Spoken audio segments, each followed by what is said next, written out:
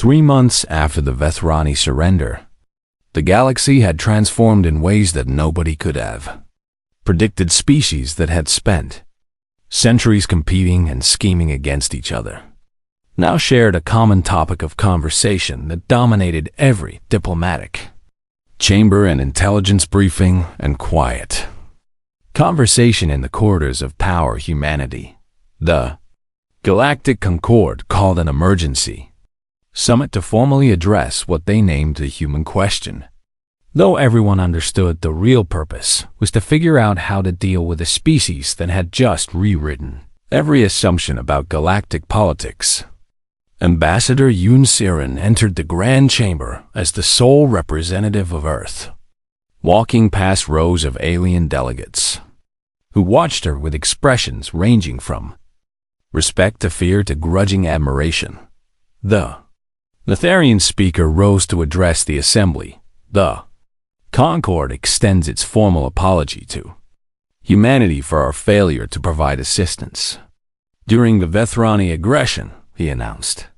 We further offer humanity a permanent seat on the High Council in recognition of your demonstrated capabilities.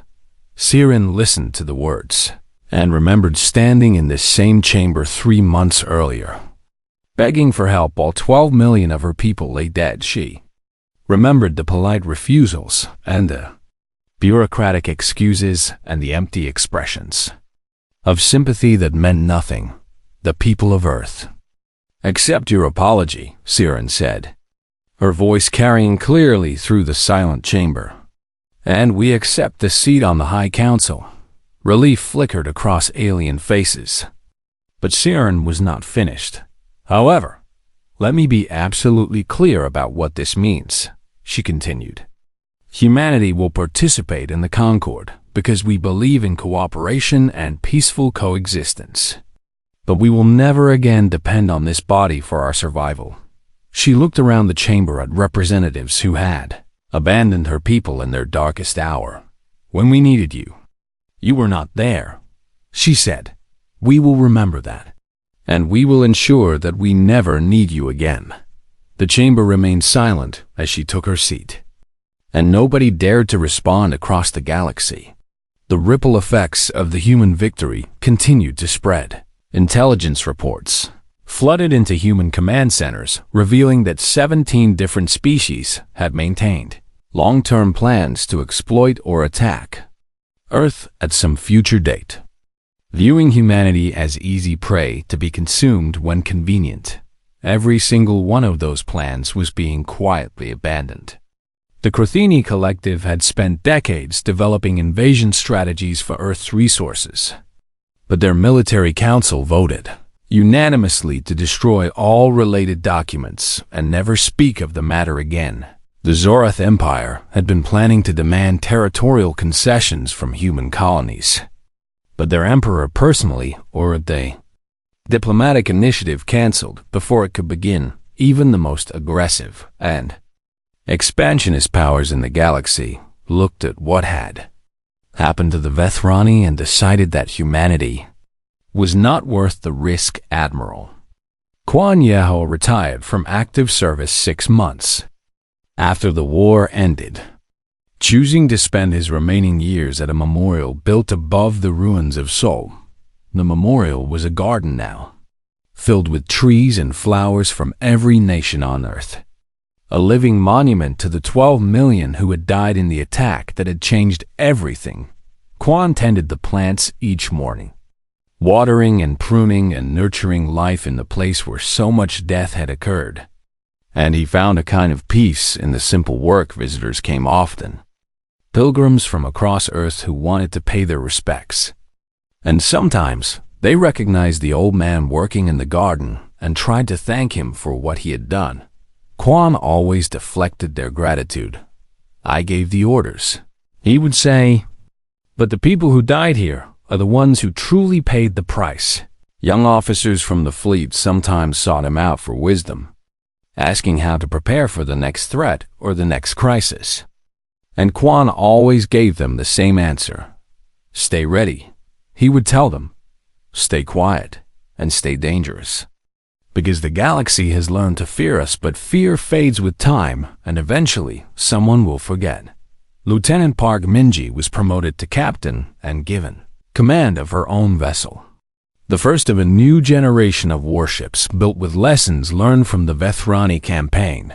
She named the ship Soul in honor of the city where her parents had died in the bombardment, and she trained her crew with the same unpredictable tactics that had shattered Vethrani formations.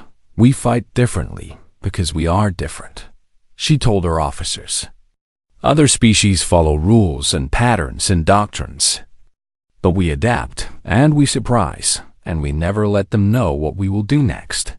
Years passed, and the memory of the human response became legend, taught in military academies across the galaxy as a case study in underestimating unknown variables. Alien historians interviewed survivors of the war for archives that would preserve the record for future generations. And the testimony of Vethrani officers carried a common theme. We thought they were prey, one former captain explained. His scales now gray with age.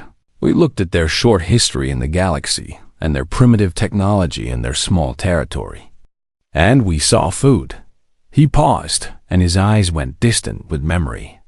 We did not understand that they were predators who had chosen peace. He continued. We did not realize that beneath the quiet exterior was a species that had clawed its way to dominance on a death world and carried that savage history in their very bones. He shook his head slowly. We reminded them what they were, he said, and they reminded us what we were not. 10 years after the war, a minor species called the Varathi began planning raids on isolated human colony ships. Their military council gathered to review the operation, confident that a few small attacks would go unnoticed and unpunished. An elder counselor sat silently through the presentation until his younger colleagues finished their enthusiastic plans, then pulled up historical records and displayed footage of the human fleet emerging from the darkness of the solar system, 400 warships igniting their engines in perfect coordination. He showed the systematic destruction of Vethrani defenses and the cold efficiency with which humanity had dismantled an empire that had believed itself invincible. He played Admiral Kwan's final broadcast, the promise of no mercy for any species that ever targeted Earth again. When the footage ended, the council chamber was silent. Vote. The elder counselor said simply, the vote was unanimous. The operation was cancelled, and the Varathi destroyed every document related to the plan before the sun set that day across the galaxy. In chambers and councils and quiet conversations, similar scenes played out whenever aggressive species considered testing human resolve. The memory of what had happened to the Vethrani served as a warning that transcended language and culture and biology. Earth had been targeted once. Humanity had responded with a demonstration of power and restraint that silenced every voice that might have called for similar attacks. And the galaxy had learned, truly learned, that some species were not prey. Some species were something else entirely, something that slept peacefully in the darkness between stars, content to live in quiet, cooperation with neighbors who showed them respect, but something that would wake with terrible fury if that peace was ever broken again. The silence that followed the human response was not the silence of fear alone. It was the silence of understanding. The silence of a galaxy that had finally recognized what humanity was, and that silence lasted for a very, very long time. Admiral Kwan Yeho stood on the bridge of the Remembrance and looked down at the blue and green world of Vethrani. Prime spinning slowly below 6 billion lives existed on that planet. Civilians who had never chosen to attack Earth. Children who had never heard of humanity until the war began. And families who were now huddled in shelters, waiting to learn whether they would live or die. The ship had been named for the 12 million humans who had perished in the bombardment. And Quan felt their memory pressing against his thoughts like a weight that would never fully lift. His weapons officer waited at his station with targeting solutions already calculated, and a single command would unleash enough firepower to reduce the Vethrani homeworld to a burning ruin. Justice demanded it. Some part of Quan whispered, "Eye for an eye and blood for blood," and 12 million ghosts crying out for vengeance. But another voice spoke louder. The voice of his grandmother, who had survived horrors in her youth and taught him that becoming a monster to defeat monsters was still becoming a monster. "Admiral," Ambassador Yoon Siren said from beside him, "the Vethrani High Command is requesting to negotiate." Quan nodded without taking his eyes from the viewport where Vethrani Prime hung like a fragile ornament. "Bring their admiral aboard," he ordered.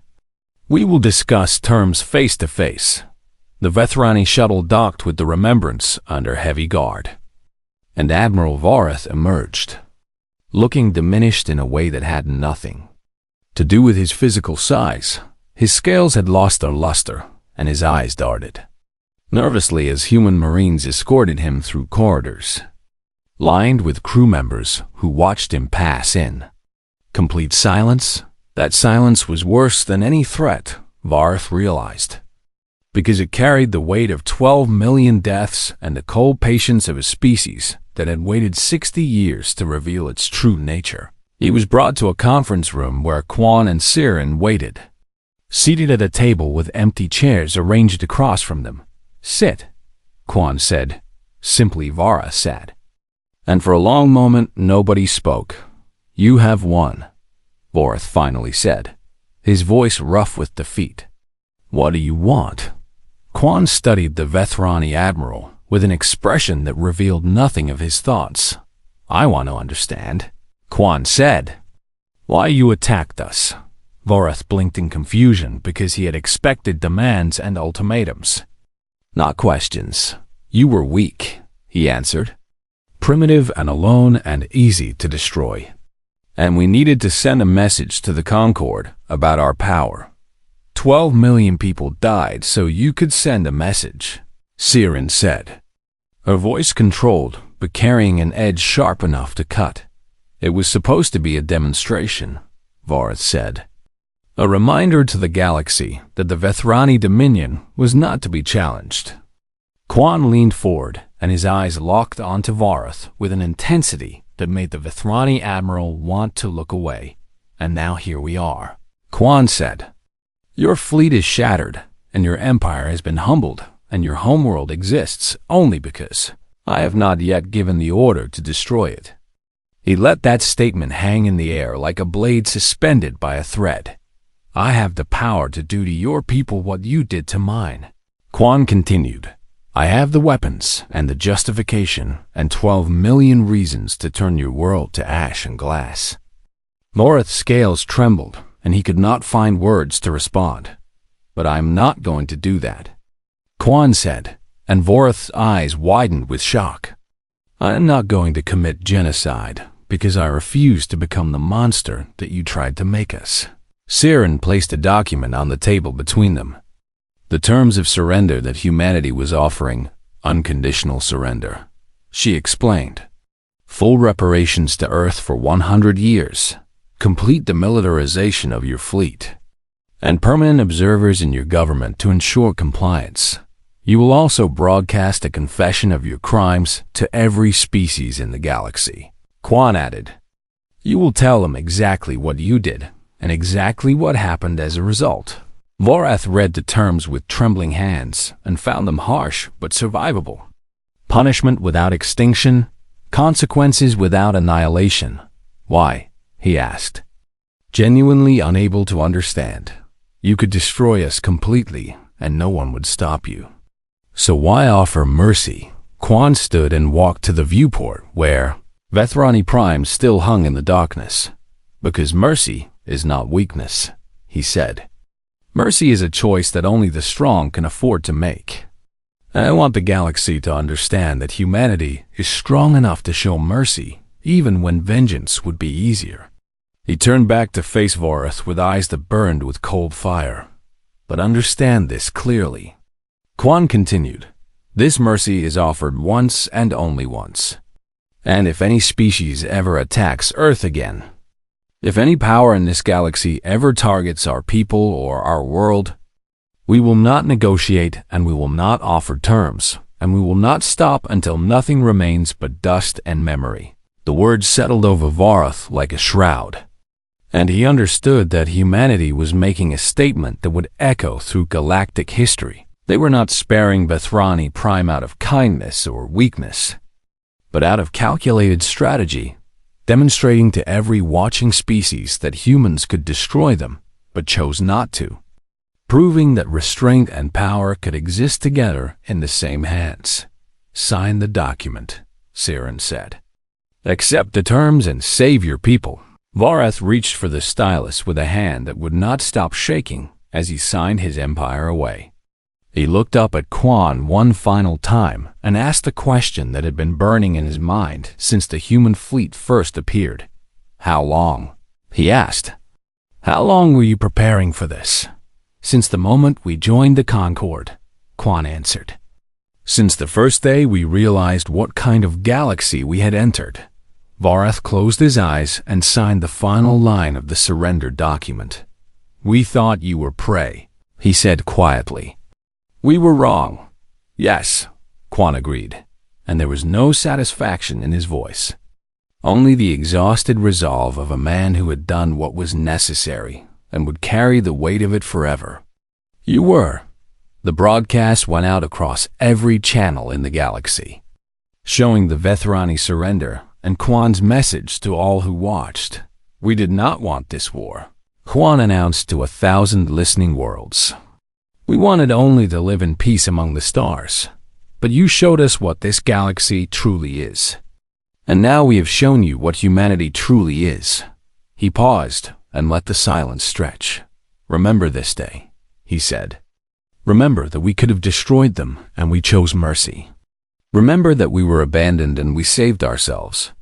And remember that if you ever come for Earth again, you will find us waiting with no mercy left to give. The transmission ended, and across the galaxy, silence fell, a different kind of silence this time. The silence of a galaxy learning fear. Admiral Vorath received the first reports of the human fleet with a laugh that echoed through his command deck. How many ships? He demanded, still amused by the notion that the primitive species had somehow assembled a military response. Initial scans indicate over 400 vessels. Admiral, his tactical officer replied, and the laughter died in Vorath's throat. He leaned forward to examine the sensor data himself, certain there must be an error. But the readings were clear and undeniable. 400 human warships were crossing into Vethrani space, moving in formations that no species in the galaxy had ever used. And their energy signatures suggested weapons technology that should not exist on a world as primitive as Earth. Impossible, Vorath whispered. But the evidence continued to stream across his displays, turning his certainty to ash. The first engagement occurred at the border station of Desert Prime, a Vethrani outpost protected by 30 warships under the command of Fleet Captain. Korath watched the human vessels approach and ordered his fleet into standard defensive formation, confident that superior Vethrani firepower would tear through whatever pathetic weapons the humans had managed to scrape together. Open fire at maximum range. Korath commanded 30 Vethrani ships, unleashed their plasma batteries in a coordinated barrage that should have reduced the approaching human vessels to expanding clouds of debris. But the human shields absorbed the attacks with an efficiency that made Korath blink in confusion. The plasma fire simply vanished against the human defenses, dissipated by shield harmonics that seemed specifically designed to counter Vethrani weapons. Increase power to weapons, Korath ordered.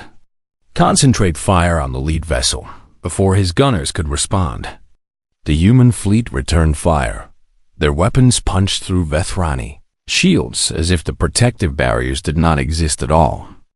tearing through hull plating and detonating power cores with surgical precision. And Korath watched 3 of his ships explode in the span of a single breath. "How?" he gasped. "How are they doing this?" The humans did not fight like any species Korath had ever encountered. They did not maintain orderly formations or follow predictable attack patterns, but instead they flowed like water around Vethrani positions, striking from unexpected angles and retreating before counterattacks could land. Always moving and always adapting, one human vessel dove directly at a cluster of Vethrani ships in what appeared to be a suicidal charge, drawing concentrated fire from all of them. And then it released a burst of chaff and debris that confused Vethrani sensors just long enough for 3 other human ships to flank the distracted defenders. The battle lasted 11 minutes when it ended. 23 Vethrani warships had been destroyed or disabled, and the remaining 7 were fleeing at maximum speed toward the inner systems, broadcasting desperate warnings about what was coming. The human fleet did not pursue the survivors. Instead, they broadcast a message across all Vethrani channels, and the voice that spoke belonged to Admiral Quan Yeho. "This is the beginning," Quan announced. "You killed 12 million of our people, and now we are coming for you. And we will not stop until you understand exactly what that cost." Across Vethrani space, panic began to spread. Admiral Varth recalled his fleet from Earth and ordered every available warship to converge on the human advance. And for the first time in his long career, he felt something unfamiliar crawling up his spine. Fear. The humans continued their advance system by system, destroying military installations and disabling defense platforms while leaving civilian populations untouched. And every engagement demonstrated the same terrifying pattern. Human tactics were unpredictable and creative in ways that seemed almost chaotic. But beneath the apparent disorder was a coordinated strategy that exploited every weakness in Vethrani. Doctrine Lieutenant Park Minji commanded a squadron of 12 vessels on the flank of the main fleet, and her orders were to cut off Vethrani retreat routes while the primary force engaged from the front. Enemy fleet detected, her sensor officer reported. 40 vessels attempting to reinforce the Korath shipyards. Minji studied the tactical display and saw an opportunity that a more conventional officer might have missed. "Signal the squadron," she ordered. "We are going to dive into that asteroid field and use it as cover." Her officers exchanged uncertain glances because the asteroid field between them and the Vethrani reinforcements was dense and dangerous, filled with spinning rocks that could destroy a ship with a single collision. "Trust the training," Minji told them. "We have been practicing for conditions like this while they have been fighting in open space against enemies who follow predictable rules." The squadron plunged into the asteroid field, their pilots weaving between tumbling rocks with a skill born from years of simulation and practice. And they emerged on the far side directly. Behind the Vethrani formation, the reinforcement fleet never saw them coming. Minji's squadron destroyed 11 ships and disabled another 15 before the Vethrani could even turn to face them. And the remaining 14 vessels scattered in confusion. Their formation shattered and their mission failed. "Report to Admiral Quan," Minji ordered as her squadron regrouped. "The reinforcements have been neutralized, and the path to the shipyards is clear across the galaxy." Other species watched the human advance with growing amazement and fear. The Galactic Concord called emergency sessions and debated responses that never came, while intelligence agencies scrambled to understand how humanity had hidden such capabilities for so long. They were never weak. The Netherian ambassador whispered as he watched footage of human ships dismantling a Vethrani defense station. They were waiting. The human fleet reached Vethrani Prime 3 weeks after leaving Earth, having carved a path through the heart of an empire that had believed itself invincible. Admiral Vorath had gathered every remaining warship to defend his homeworld. 600 vessels arranged in layered defensive formations around the planet were 6 billion.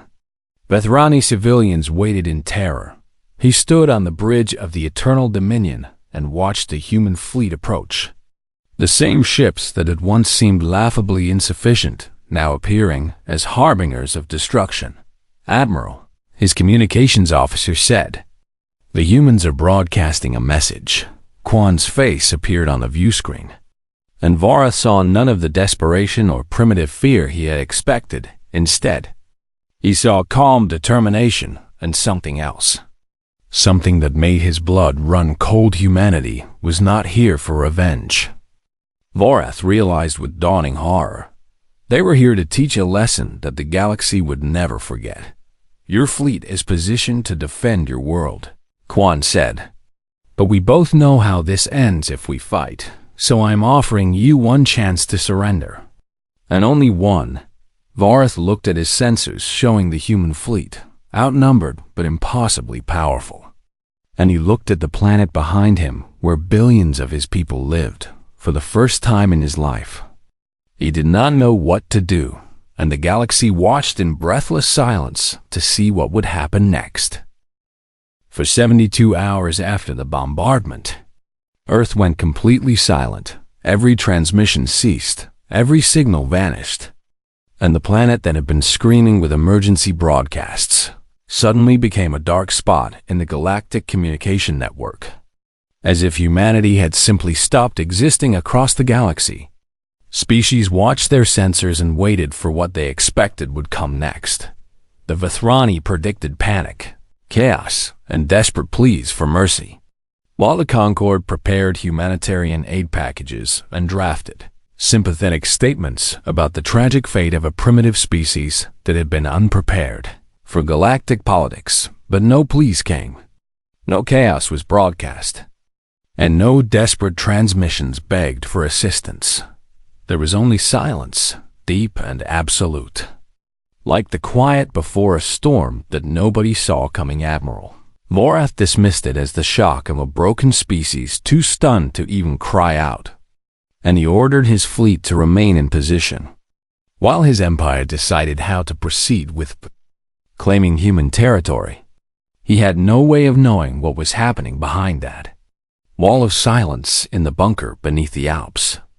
Admiral Quan Yeho stood before a display showing the full scope of the quiet protocol finally revealed 60 years ago. He addressed the assembled commanders who had gathered from every nation. "Our first ambassadors returned from the Galactic Concord with a simple assessment." He pulled up records from those early diplomatic missions, showing the casual dismissal humanity had faced.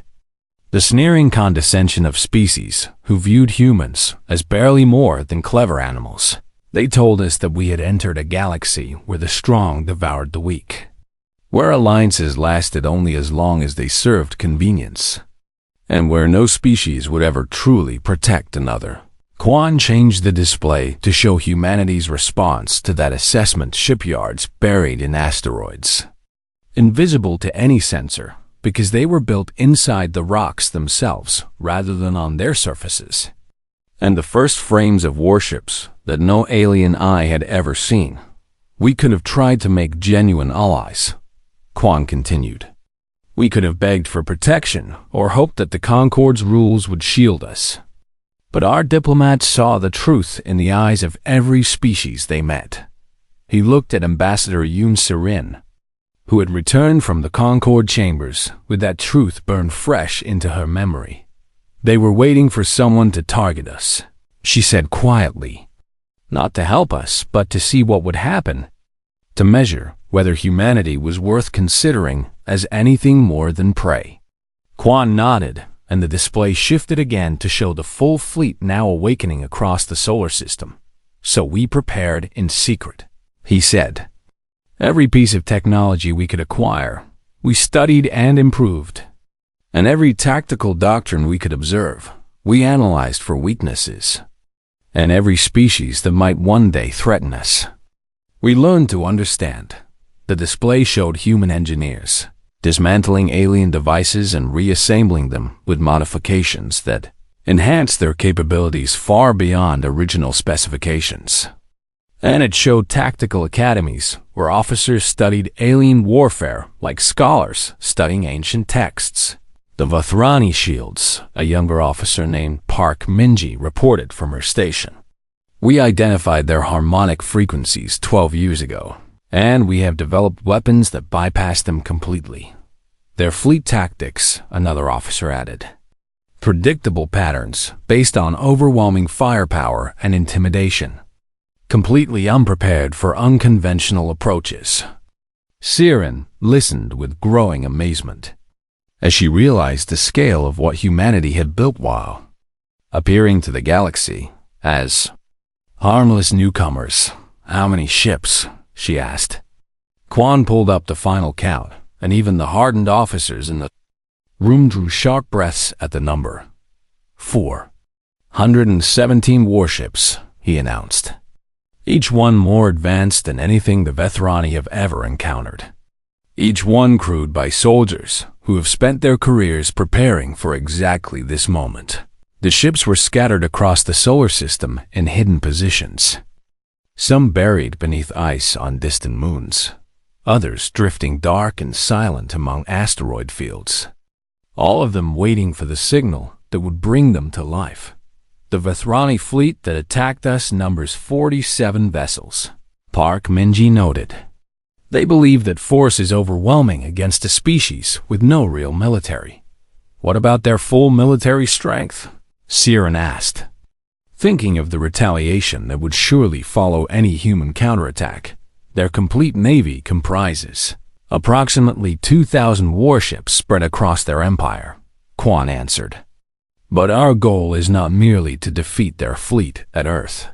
He changed the display to show the Vathrani Empire, a sprawling territory that covered hundreds of star systems, all of it protected by forces that believe themselves invincible. Our goal is to ensure that no species ever considers targeting Earth again, he said. And that requires a demonstration so absolute that the memory of it will echo through galactic history forever. Siren felt the weight of those words and understood what Quan was truly proposing. This was not about defense or even revenge, but about rewriting humanity's place in the galaxy, about transforming from prey into something that predators would fear to approach. The Concord abandoned us, Quan said. They watched our people die and offered nothing but words. So we will give them something worth watching now. He turned to face the full assembly, and his voice carried the cold determination of a species that had learned exactly what the galaxy thought of them.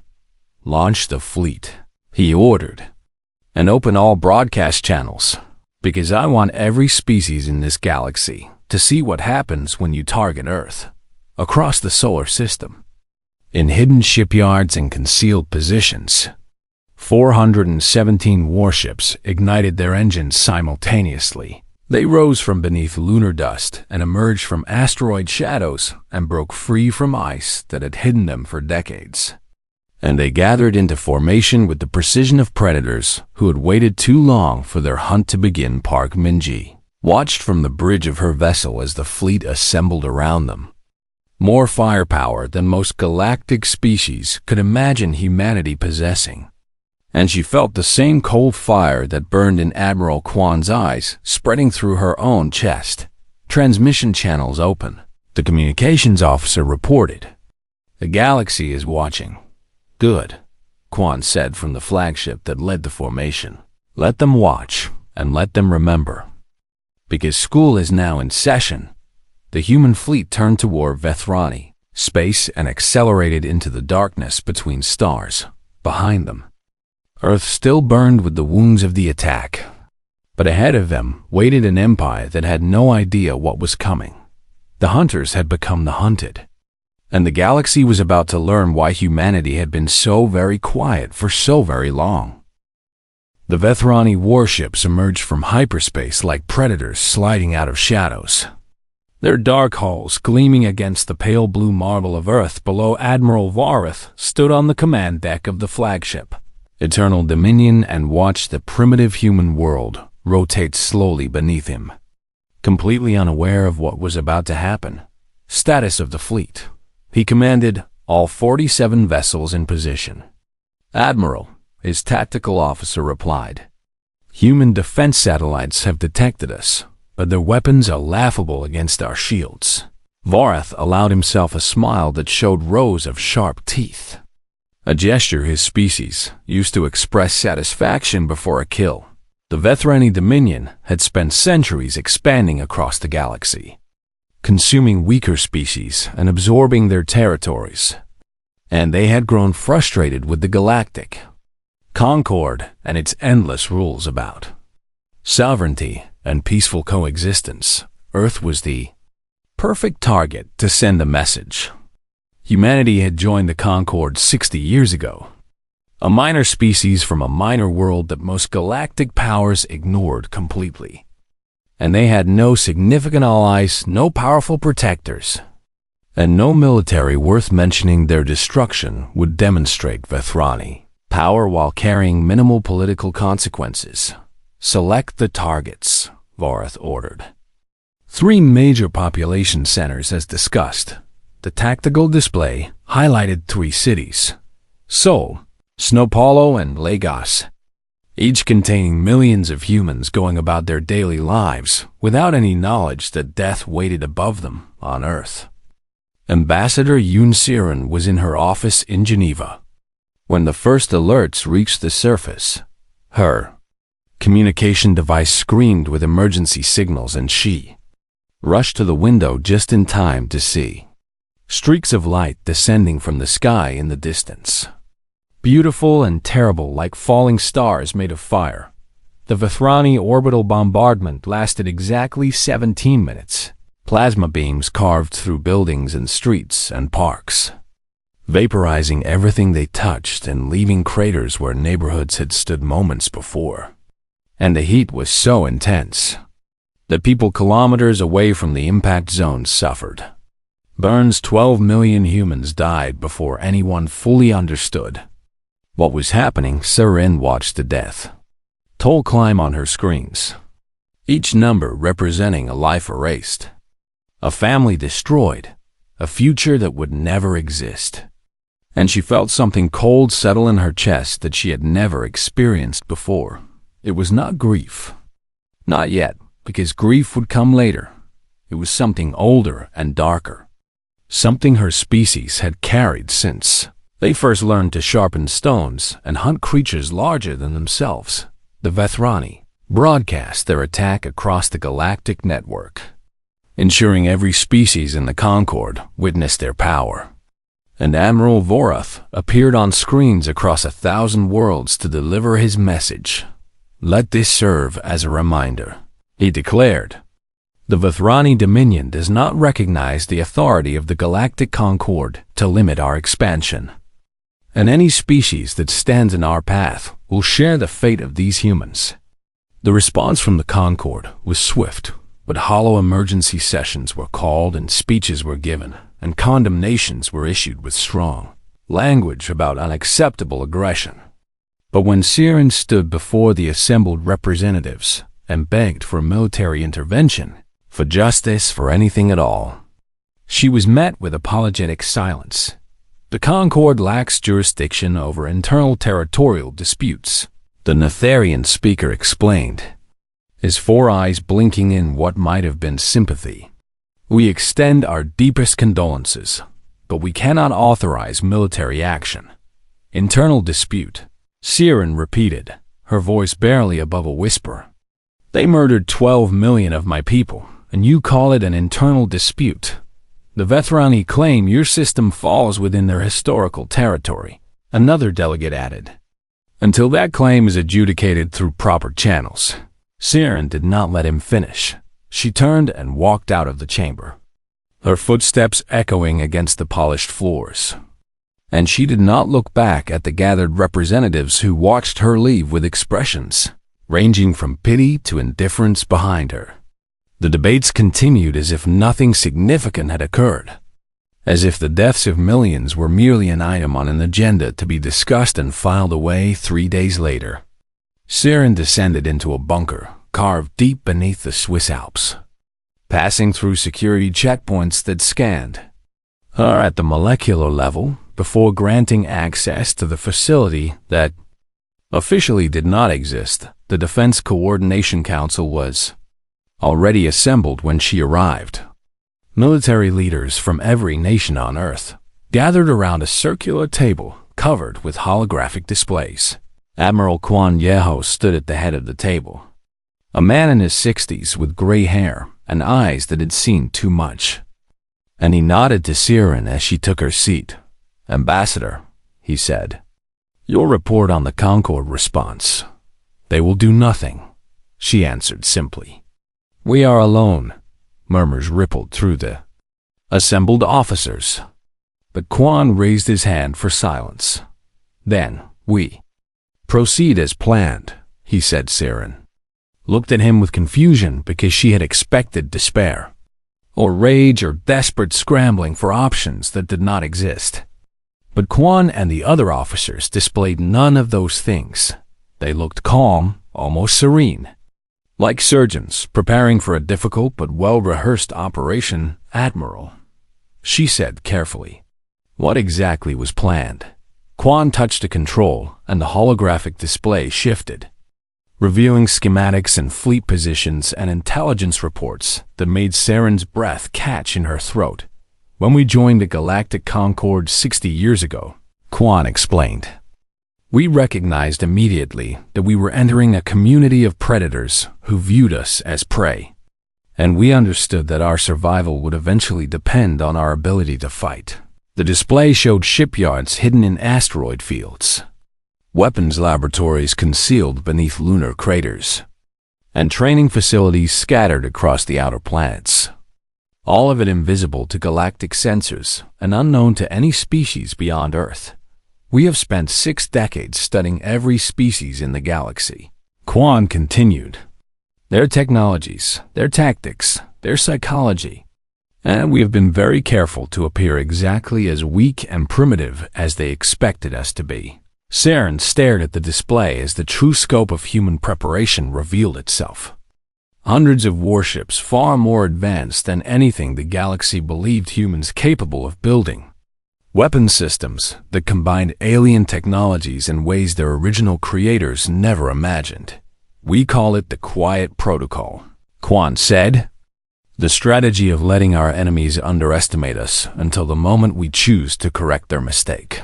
"And now?" Siren asked. "Is that moment now?" Quan looked at the faces around the table. Officers who had lost family in the bombardment. Leaders who had spent their careers preparing for a day they hoped would never come. And then he looked at Siren with eyes that held both sorrow and something that burned like cold fire. "The Vethrani believe we are weak because we have been quiet," he said. "They are about to learn why we were quiet." He turned to address the full council, and his voice carried the weight of 12 million ghosts demanding justice. "Initiate the awakening," he ordered. "Show the galaxy what humanity truly is, across the solar system." Hidden in darkness and silence, thousands of engines began to ignite.